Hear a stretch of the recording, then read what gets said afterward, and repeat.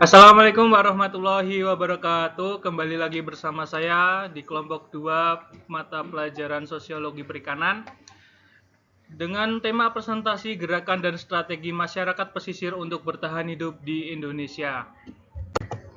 Sebelumnya, perkenalkan saya Lutfi Al-Aziz dengan NPM belakang 038 dan rekan-rekan saya ada Nanda Satria Pratama dengan NPM belakang 002, ada Kesya Rustiananda dengan NPM 005, serta ada Nur Nengaini Aulia Putri NPM 008 dan yang terakhir ada Silvira Fatimah Sari NPM belakang 011. Saya di sini Nanda Satria Pratama dengan MPM belakang 002 akan menjelaskan tentang pendahuluannya sendiri. Bahwasanya Indonesia dikenal sebagai negara maritim dengan sebagian besar wilayah berupa lautan yang menyimpan potensi sumber daya laut yang melimpah, yang dimana itu akan mengakibatkan masyarakat pesisir sangat bergantung pada hasil laut, terutama pada sektor perikanan. Namun ternyata di balik kekayaan tersebut, masyarakat pesisir menemukan beberapa permasalahan sosial. Seperti contoh yang pertama yaitu kemiskinan yang terstruktur, di mana kemiskinan itu terjadi karena masyarakat itu bergantung pada mata pencahariannya selama hidup, yaitu pada hasil tangkapan harian. Sehingga apabila laut mengalami pasang surut, maka nelayan akan terkendala dalam mereka melakukan penangkapan ikan. Kemudian yang kedua yaitu keterbatasan akses terhadap modal. Kemudian yang ketiga adalah teknologi dan juga pendidikan, di mana masyarakat pesisir memiliki teknologi yang masih minim dan juga pendidikan yang tidak merata, seperti mereka, mohon maaf, hanya lulusan SD dan juga lainnya. Nah, kondisi ini juga akan semakin diperburuk oleh adanya dampak perubahan iklim. Yang pertama yaitu konflik dengan sektor lain seperti pariwisata dan juga reklamasi. Kemudian yang kedua yaitu lemahnya posisi tawar nelayan kecil dalam perdagangan ikan, di mana nelayan kecil itu akan dikesampingkan, sementara nelayan besar akan diprioritaskan. Nah, situasi yang tidak stabil ini akan mendorong lahirnya gerakan nelayan dan juga masyarakat pesisir sebagai bentuk respon terhadap ketidakadilan dalam pengelolaan sumber daya laut.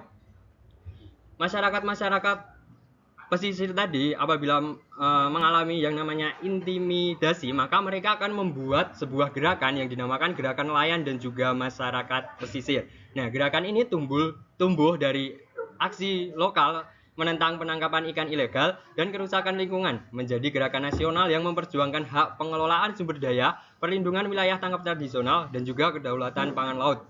Nah, tujuan dari organisasi nelayan sendiri, baik secara tradisional dan juga modern, itu akan mencerminkan kesadaran kolektif dan perjuangan untuk mewujudkan keadilan di kehidupan masyarakat pesisir. Next. Sementara pengertian dari masyarakat pesisir sendiri adalah masyarakat pesisir yang hidup dan juga tinggal di wilayah pesisir, yaitu wilayah transisi yang menandai tempat perpindahan antara wilayah darat dan laut atau sebaliknya, yang mana sebagian besar masyarakat hidup dari mengelola sumber daya pesisir dan laut, baik secara langsung maupun tidak langsung. Jadi dapat disimpulkan masyarakat pesisir adalah masyarakat yang tinggal di laut dan juga mata pencahariannya tergantung pada laut. Nah, masyarakat pesisir memiliki karakteristik sosial yang tegas, keras, dan juga terbuka. Masyarakat pesisir hidup sebagai nelayan yang menggantungkan mata pencaharian dengan sumber daya yang bersifat open access atau laut.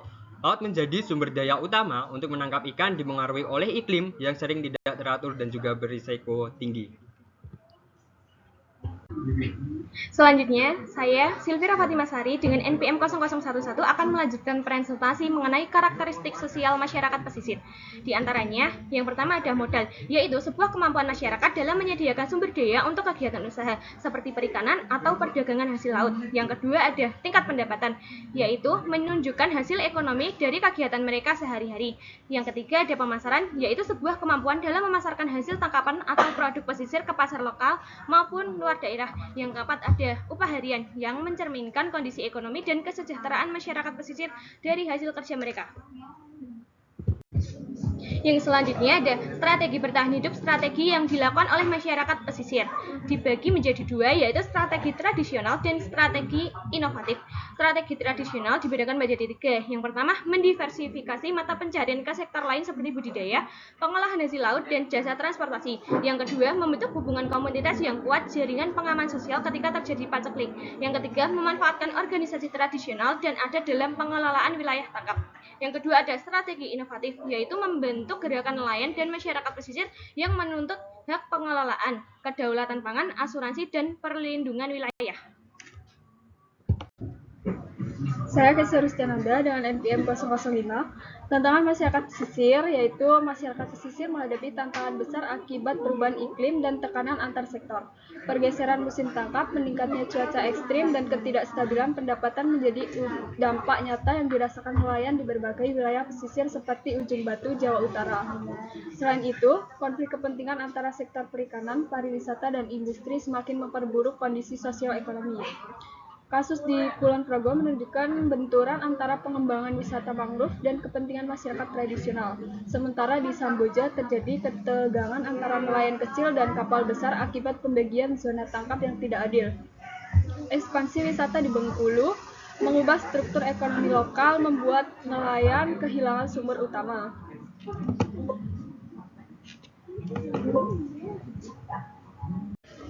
Dari sisi internal, masyarakat pesisir dihadapkan pada keterbatasan ekonomi, sumber daya manusia, dan akses terhadap teknologi modern. Banyak nelayan tradisional bergantung pada hasil tangkapan harian dengan peralatan sederhana, seperti di Jeneponto, sehingga sulit keluar dari kemiskinan. Nelayan perempuan di Lamongan pun menghadapi hambatan besar dalam memperoleh modal dan akses pasar. Ketergantungan pada satu jenis mata pencaharian menambah kerentanan ketika cuaca ekstrim menurunkan hasil tangkapan, seperti terjadi di Ampenan Selatan. Untuk mengatasi hal tersebut, masyarakat pesisir mulai mengembangkan strategi adaptasi melalui diversifikasi pekerjaan, seperti berdagang atau mengolah hasil laut. Pembentukan kelompok usaha bersama seperti Berkah Samudra di Jepara membantu meningkatkan posisi tawar dan efisiensi ekonomi. Inovasi pengolahan hasil laut di Kepulauan Riau juga terbukti memperkuat ketahanan ekspansi.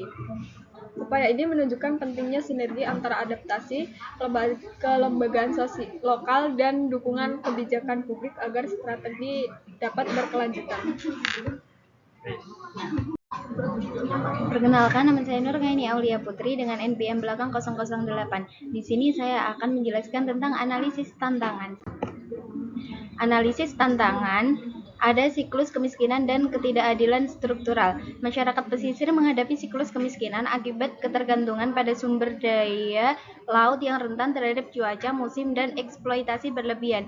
Pendapatan mereka tidak stabil, sementara akses terhadap pendidikan, modal, dan teknologi sangat terbatas. Kebijakan pembangunan yang top-down sering mengabaikan kebutuhan dan kearifan lokal, sehingga memperkuat ketidakadilan struktural serta memarginalkan nelayan kecil dan perempuan pesisir. Kemudian ada analisis strategi bertahan hidup, adaptasi sosial dan politik. Masyarakat pesisir menunjukkan adaptasi sosial dan politik yang kuat dalam menghadapi tekanan ekonomi dan lingkungan.